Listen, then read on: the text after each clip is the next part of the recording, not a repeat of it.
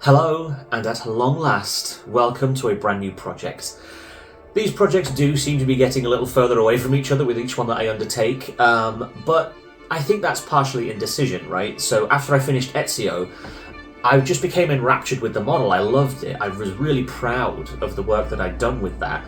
And so I guess I like to digest the previous project before I undertake the next one. And then, of course, when I've decided who it is I'm going to be painting next, I then have to save the pocket money to make sure that I can buy these things comfortably. So I've kind of come to terms with the fact that these projects will just happen whenever they happen, and I will enjoy them when they do.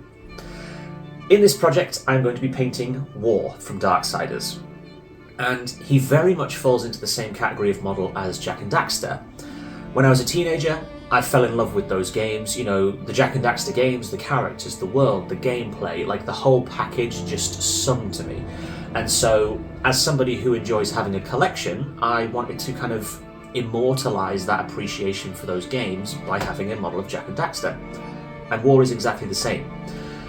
I remember playing it on the Xbox 360, and at the same time my brother was playing Bayonetta, and so we basically sort of simultaneously played through each game and watched each other play each game.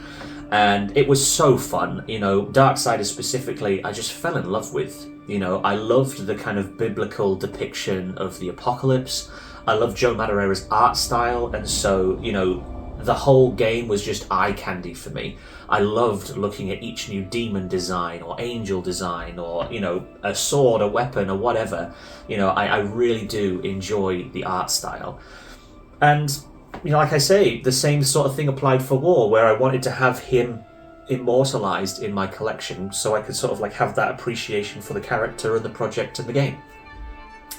But the story notoriously ends on a cliffhanger. And, you know, there have been multiple Darksiders games since, but they have never truly kind of rounded up the tale.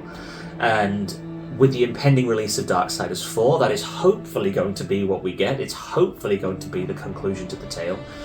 But obviously that's not quite out yet, so I think hyped up a little bit by the coming release of Darksiders 4, I played the War Mastered edition for Darksiders and the definitive edition of Darksiders 2, and thoroughly enjoyed them, highly recommend them. They're fantastic games, they've been out for a long time now. You know, if you're a bit stuck on what to play, just jump in because they are awesome. The project itself, this model is massive. I kid you not, this model is huge. So he stands about 37 centimetres tall, easily dwarfing Ezio, Raziel and Cain. Easily dwarfing those. He's going to be the biggest model I have ever painted.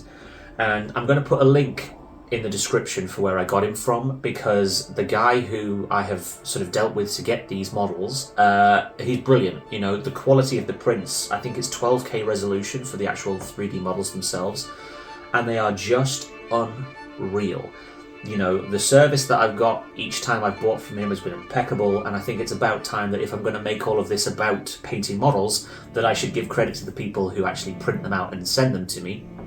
And so, like I say, I'm going to put a link in the description to make sure all of that's there for people if they have an interest in model making themselves. Like I say, the quality of the model is impeccable. You know, it truly is a marvel to look at. It's really, really special. There's a tiny little bit of cleanup that needs to be done on individual pieces, just sort of like removing little pegs so that things are correct to the model. And then, of course, I'm going to be spraying the matte paint down so that I get a nice start when I'm starting to apply the actual colours. This is going to be awesome. I'm truly excited to see what I can do with this. I'm planning on taking my time, making sure that each tiny detail is just elevated to the highest height I can get to. And make sure that it looks as special as it feels right now, because, you know, this is one of those projects where I've waited a long time for something like this. I've waited a very long time, and so I plan on enjoying it, documenting the whole thing, and just, you know, trying to make the best version of it that I possibly can. So, like I say, first things first, clean up and the base primer, and then from there we'll start to paint one of the biggest models I have ever painted.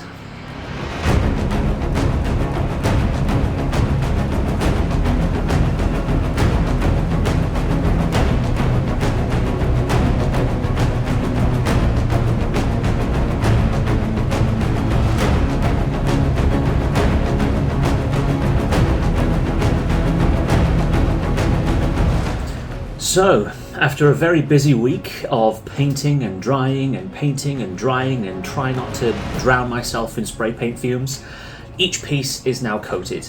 There are 29 pieces in total, and across the board it has been very successful. The coating has gone on really smoothly, and I think it's going to leave a nice finish. There has been one breakage, unfortunately, which is a shame, but it's easily fixed. So it is time to start painting.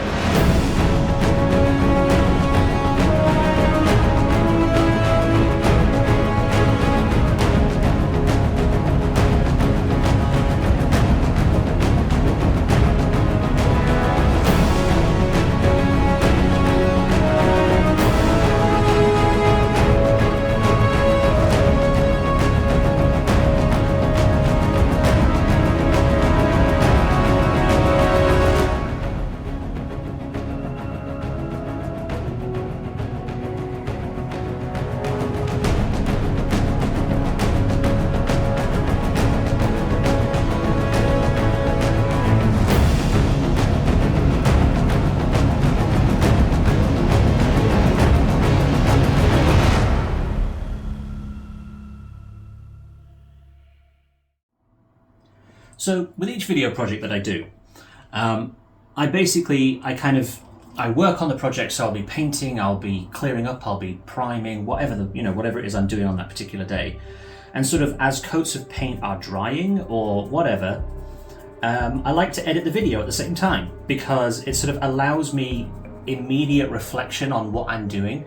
And it allows me the opportunity to sort of almost come up with things to talk about later in the video that might become relevant further down the line. And so I was doing that with this, and I kind of realized that obviously when I buy these models, they do come pre-primed. They are ready to paint as soon as you take them out of the packaging. And I kind of realized that it might seem strange that I put a second primer over the top of them. And so I thought I would just kind of briefly talk about it. It all started when I painted Raziel. When I unboxed Raziel, he was printed in clear resin, and I found it very difficult to read the model. He was quite, the light was literally refracting through the resin to the point where I couldn't tell where, with Raziel being quite distorted and sort of a lot of texture over his form, I found it really quite hard to read what I was looking at and where I was supposed to apply paint and all that kind of stuff. And so obviously decided to kind of use a black primer just to basically get him to a point where I could actually see what I was doing. After having done that, I realized after a little while that actually was much better as a base, because the colors kind of go on a little bit differently, and that darker base color really works. And so when I've been doing War, the cowl sort of situation that he's got atop his shoulders, as I've just done a single coat of paint on that at the moment, you can actually see, because I've done it in such a way as there's not necessarily brush strokes, there's just thicker parts of paint and thinner parts of paint. And so that black undercoat is still present. And it makes, I have this argument with myself every single time, but it makes the fabric look well worn. And so rather than being like, this is a perfect piece of red cloth, it instead looks mottled and weathered and aged and imperfect, which I really like for my model work. And so I still haven't fully made a decision on whether or not I'm going to keep it that way, but that darker base just really helps add dimension, I guess, to the actual final thing, which I really, really like. But the second cheat sheet actually came from Kane, and it was a complete accident. The discovery was a complete accident. Metalwork on the models, if you paint them silver or paint them sort of like a grey colour, they look false, they look fake. Something about them, I think I kind of made this mistake with Ezio a little bit, where I put too much of the kind of silver chromy kind of paint on his braces, and they just don't look quite as convincing as I wanted them to. However, again, with Kane's Reaver and with pieces of War that I've started doing here, if you have that black base and then you just dry brush over the top with a sort of shimmery silver like I've got here, it looks so much more convincing. Like, it looks amazing in comparison. And I kind of had that moment where I was like, wow, this is going to dramatically cut down on my workload because obviously War is wearing a lot of armour and he's got a gigantic metal sword and all of this sort of stuff. And I was sort of looking at the model thinking, well, suddenly I've got the opportunity to really make some headway with this in a big way without it being super labour intensive, and I still end up with a better looking piece at the end. And so I've just started on sort of some of the pauldrons and the knee guards and all of that kind of stuff just to see what it looks like. And it kind of looks amazing. I'm not gonna lie, it looks so cool. Those deeper colours just sell it as metal. End of story. Like, it literally just looks like metal. But yeah, it was just sort of something I thought I would quickly touch on before I started the next phase of painting. But yeah, with this many components to a model, it was super important to me to try and be as efficient as I could with the paint so that I was actually able to make headway quickly. So yeah, I have got lots and lots to do, but I just kind of wanted to share that.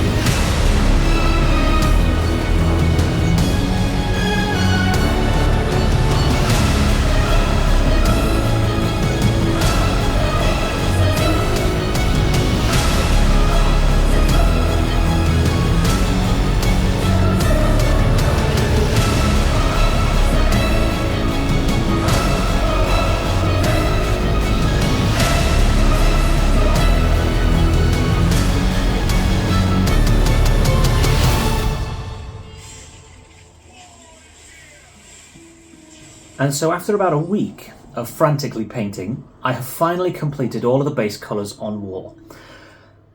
I'm so happy with how he looks.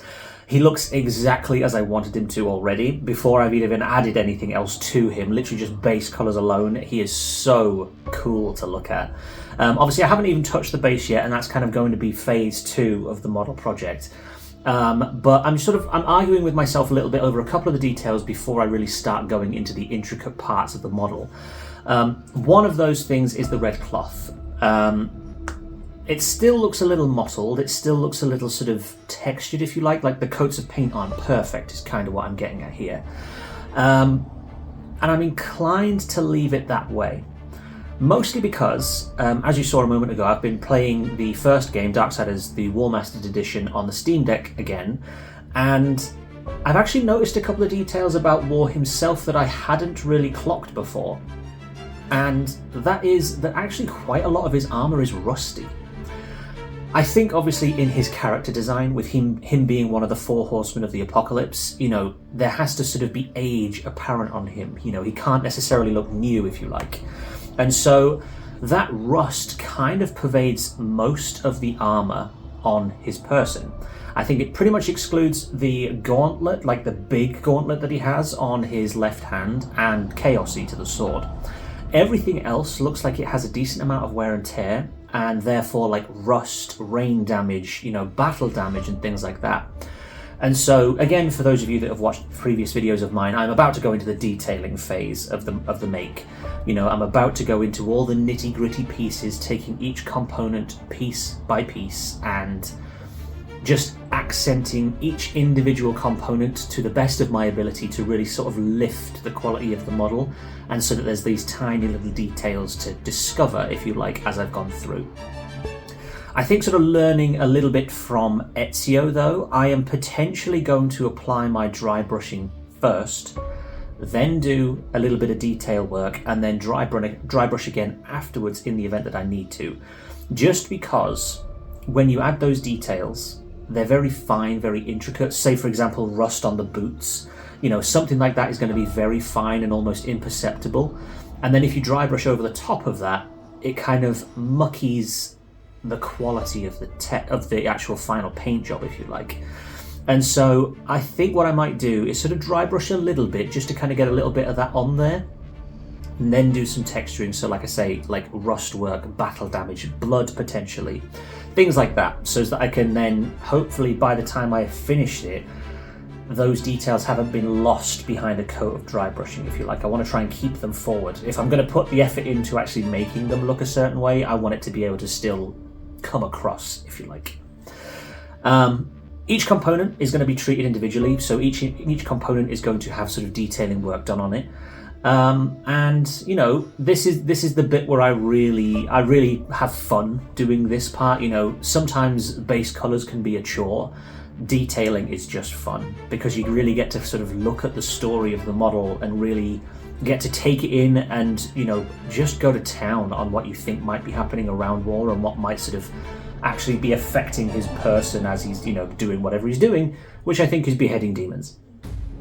Speaking of, I do have the base to tackle, but we're not quite there yet. So I think with how intricate and involved that piece is as well, this is going to be just as involved as War himself, but as I'm nearly there with having finished War, I kind of want to see him through to the conclusion.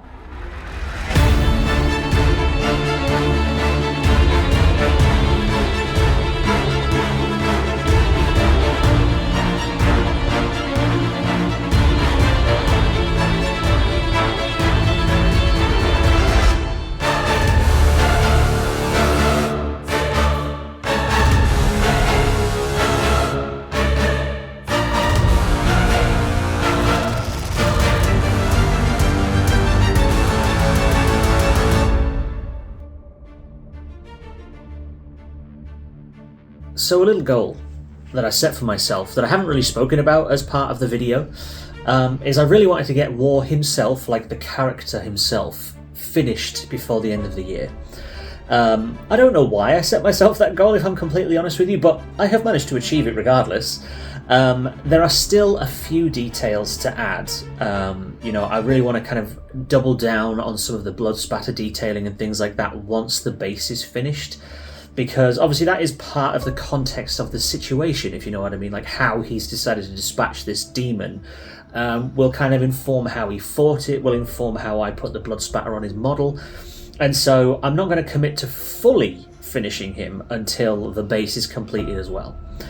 But I sit here on Christmas Eve with a completed War, and for that I am thrilled. You know, I'm sort of beginning to imagine him from the early moments of Darksiders, you know, when he first hits Earth and demons and angels are all at war. You know, that's sort of the moment that I am kind of imagining this is from. And so there are a few things that I want to add still, but my God, what a mammoth, what a mammoth task it was getting him here before the end of the year.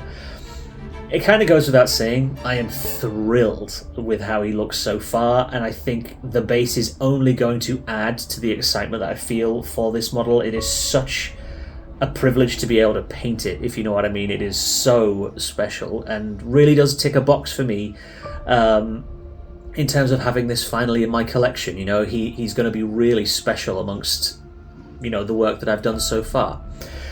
But like I say, it is nearly the end of the year. It's Christmas Eve. The next couple of weeks are going to be quite busy, so it's unlikely that I'm going to be able to do anything really with him until the new year. But, you know, that's only going to really mean something to me. For you, there's going to be a quick cut, some new music, and I'll be working away again. So, you know, it doesn't really make much difference to you. But just sort of as a little landmark moment as part of the project, you know, I did actually manage to achieve what I set out to do here, which was get him done by the end of the year. The base is going to be a separate challenge. I haven't really properly analysed the base, if I'm completely honest with you. I don't really know how much work there's going to be. Obviously, there is this incredibly intricate demon head that is sort of, you know, stood between his legs. And that is going to require some research. Finding out what kind of demon it is, sort of what sort of colour palette sits across the face. You know, that's really going to take some work ahead of time, so I'll probably end up doing a little bit of that over the Christmas period.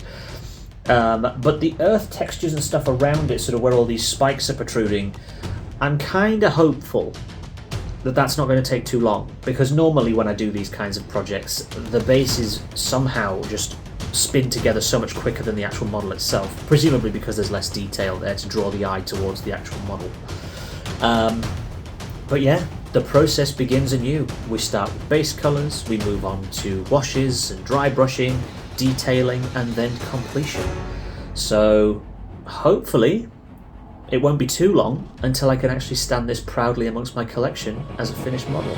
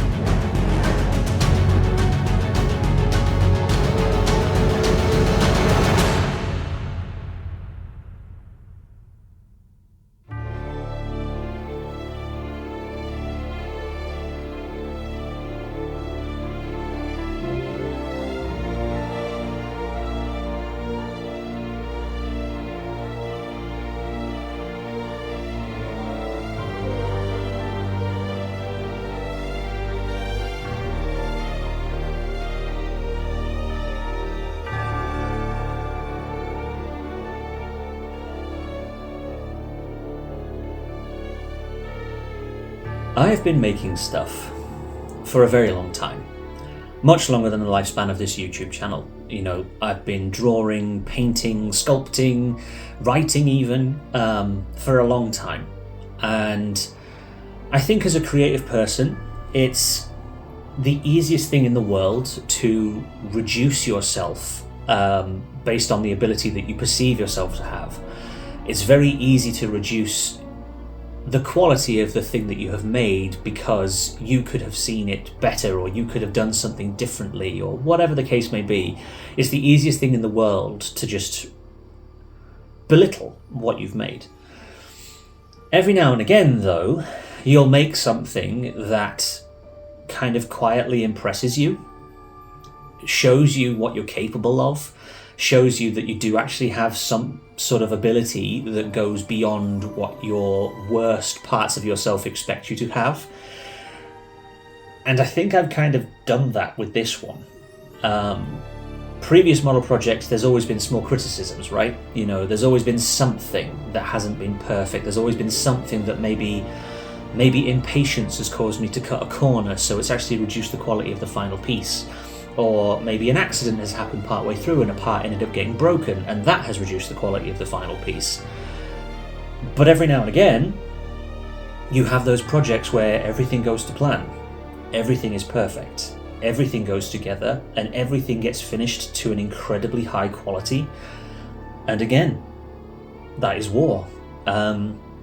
Looking at him here, I truly can't criticize the work I've done. You know, I'm so proud and so impressed with what I've done, you know. And obviously this isn't my first model by a long shot. You know, I'm starting to get a little bit of a practiced hand with it, and things are starting to kind of sit into place comfortably, so I have my own techniques and my own approaches to model making.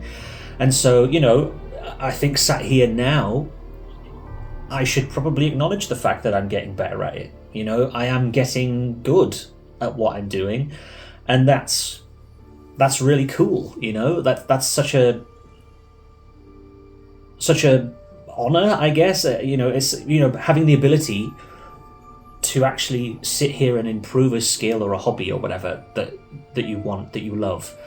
You know, it is such a privilege to be able to do it. And, you know, I think that's something that I will take away looking at War. You know, I mentioned this before earlier in the video. You know, I've always wanted this. This is a character from a franchise in a video game that I loved. You know, I truly did. It was sort of, every now and again you'll come across something, and it doesn't have to be a video game. It could be a book, a TV show, a movie, whatever. And something just clicks, something just resonates with you. It becomes a sort of like a pinpoint in your memory. You know what I mean? It's sort of, I remember when I first watched this film, or I remember when I first played that game. And Darksiders was just one of those for me. You know, I loved the art style, I loved the characters, the story, the soundtrack, the combat, the whole package just sort of sung to me in a way that made my brain go, okay, we'll remember this one because this is special for some reason. And you know, again, having a collection of my own in terms of like models and books and little collectibles and merchandise and stuff like that, you know, having my own little collection, I always wanted to have war immortalized in amongst all of that. And, you know, I looked for a long time for anything, basically, you know, like action figures or posters or books or God, just anything that had war on it that I was able to actually kind of, like I say, immortalize in my collection. And I never truly came across anything, be it opportunity or finance. You know, I never had the chance to do it. I never had the chance to be able to gift myself that thing. And now I have. And it's really cool. You know, it's so special to me that I actually have this now. And again, like I say, I sit here as the person who has built and painted it with zero criticism of it. And that's absolutely wild to me. You know, I've said it before, making stuff makes me happy, and this is one of those makes that I will constantly look at with a smile, because what a privilege to have been able to paint such a beautiful thing. But like I say, with very little in the way of critique, this is the project concluded. Almost bittersweet in some ways. You know, now he's just gonna sit on a shelf and look at me every day. But man, this has been an absolute pleasure. This has been an absolute blast. I have loved every single second of painting this project, and hey, I truly hope that the next one's just as fun.